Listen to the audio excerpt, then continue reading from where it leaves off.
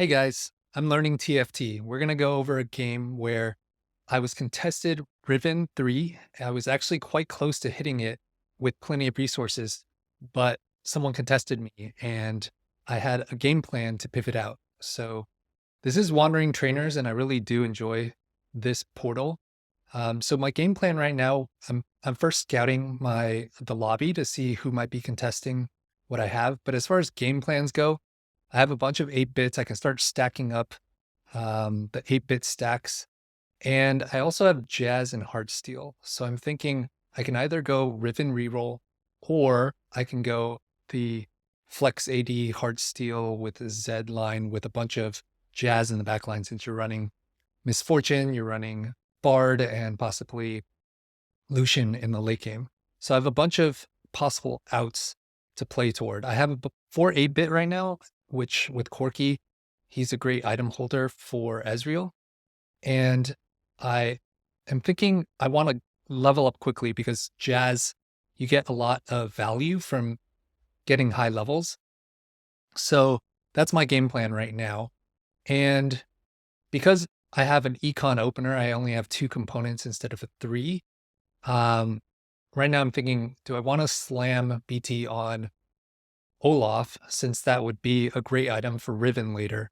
And if I go the Zed Ezreal line, I could still put BT onto Zed. So there's a lot of outs that I can play towards right now. Now, when I was scouting, I did find one player that also had an 8-bit on their trainer. So I'm kind of keeping an eye on that guy. I do hold the Corkis just in case I could just natural a Corki 3, although even if I do, it's unlikely that I hold it for the game since Corki falls off pretty quickly. This is the guy that has 8-bit true damage and super fan. And I was thinking the way he was slamming his items early, I was thinking, oh, he might just go Gnar reroll with Superfan if he can get 5 Superfan in. So I was continuously actively scouting him. And I do hit a Riven here. So I'm already thinking, okay, this looks like a possible Riven game. Although I could also just Heartsteel and play Riven with Yone and have outs with Yone as well.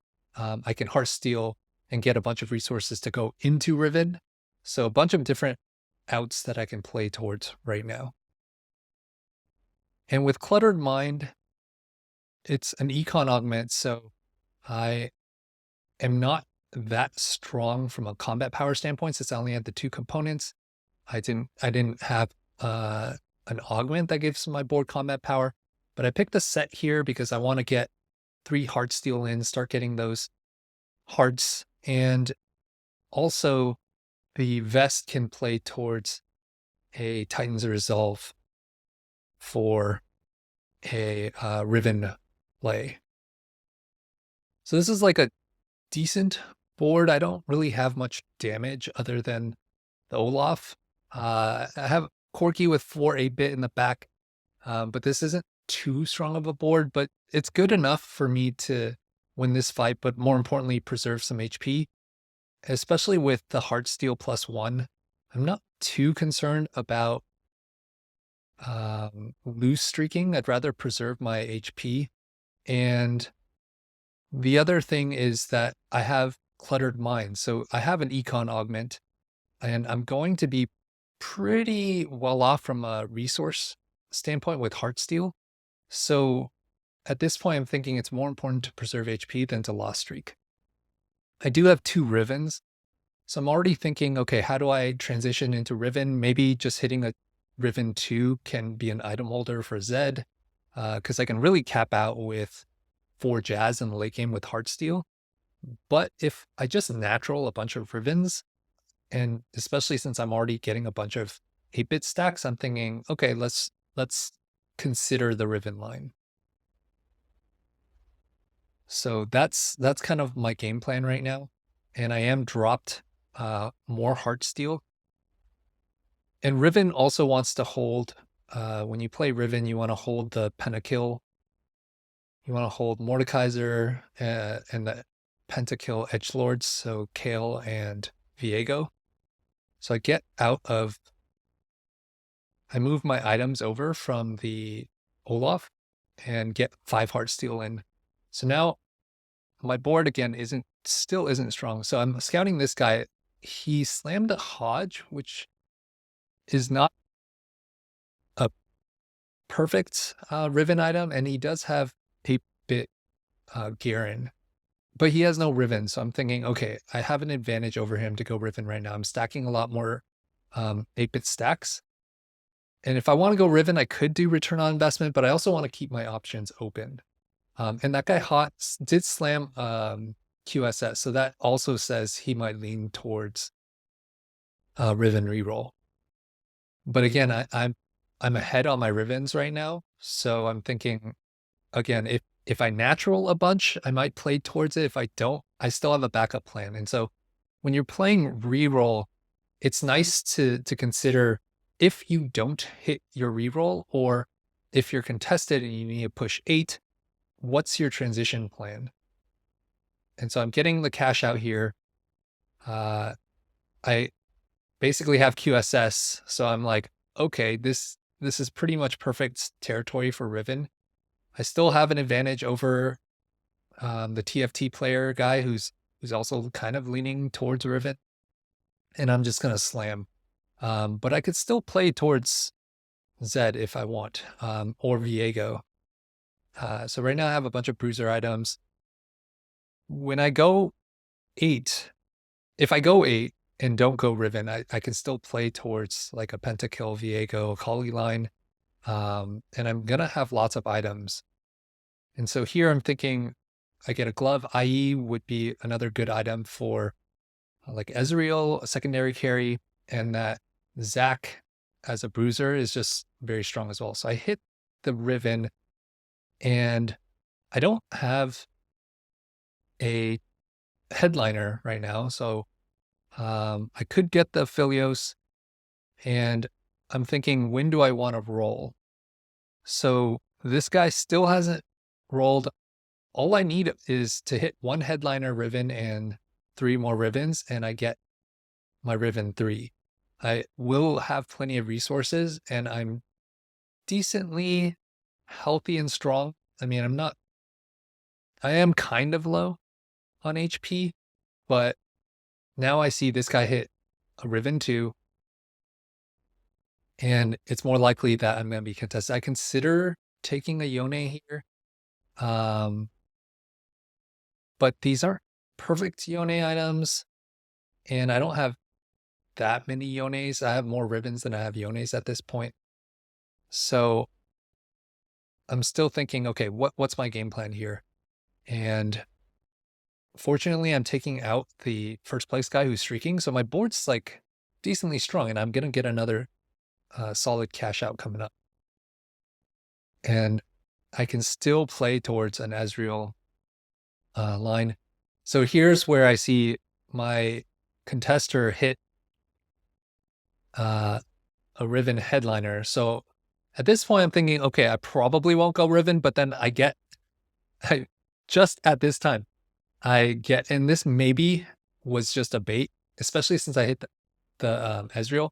So I'm rolling to see if I could just stabilize a little bit, and maybe I get a few more Rivens, and I don't go Riven, but I see that the other guy does hit the Riven 3, because he went duplicators, I believe. And also this guy's holding Rivens because he just wants to grief us.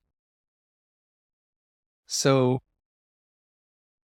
at this point, I could still go heroic grab bag, because there's 2 more Rivens left in the pool, but I'm pretty rich and I have a lot of options. I can still use this Riven to item hold since I have a bunch of 8-bit stacks, and I have a pretty good transition plan with Ezreal. So now I'm thinking I want to hold these Jazz units. I want to lean towards a Zed and Ezreal line. But given that guy TFT player hit the Riven, he's going to be putting a lot of pressure on the lobby. And likely he's going to be streaking.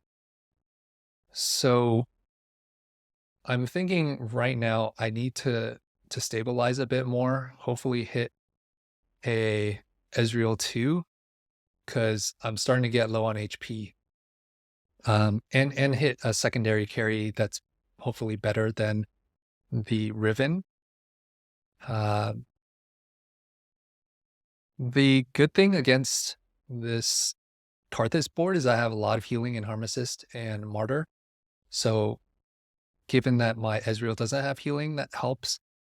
And I have an open belt with 4 Heartsteel open, and I think I'm reasonably stable if I can roll down. So I'm like, okay, let's go for the Heartsteel emblem.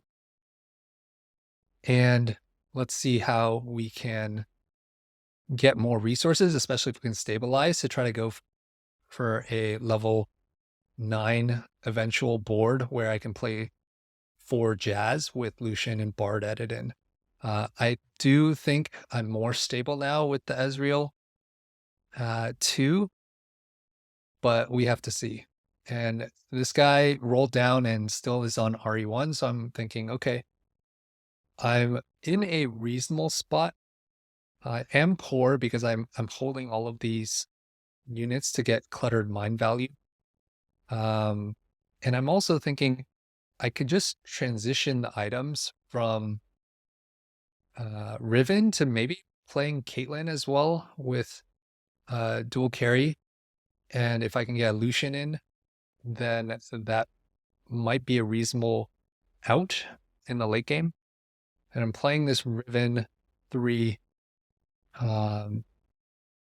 board, and I'm losing, but I'm not taking too much damage, which is good. And so at this point, I'm thinking, okay, I'm probably stronger than the rest of the lobby except for that Riven 3 guy. And so now I'm going to make a transition. I get a bunch of resources. I get my Zed and Zac in. And now I'm thinking I want to push 9. I'm fortunate in that I land a tier here, and I'm hoping I can get another tier. And at this point, I'm like kind of dizzy. So I want to try to hit a Z2 and a Zac 2. And I wasn't quite sure what to do with this Ezreal. It's like, do I want to play him? I don't have items for enough for 2 Ezreals. And I just take a bad loss here. So now I have to win out if I'm going to have a chance to, basically I need to survive. The main thing is if I can keep these Heartsteel cash outs going, I'll be in good shape. But if I keep taking damage, I'm in a lot of trouble. So I'm still looking for this Z2. I do hit the Zac, and I'm still on a Z1, so I'm using the EDM on the Zac to try to get more time for my Ezreal to do damage, since he's my main damage dealer right now.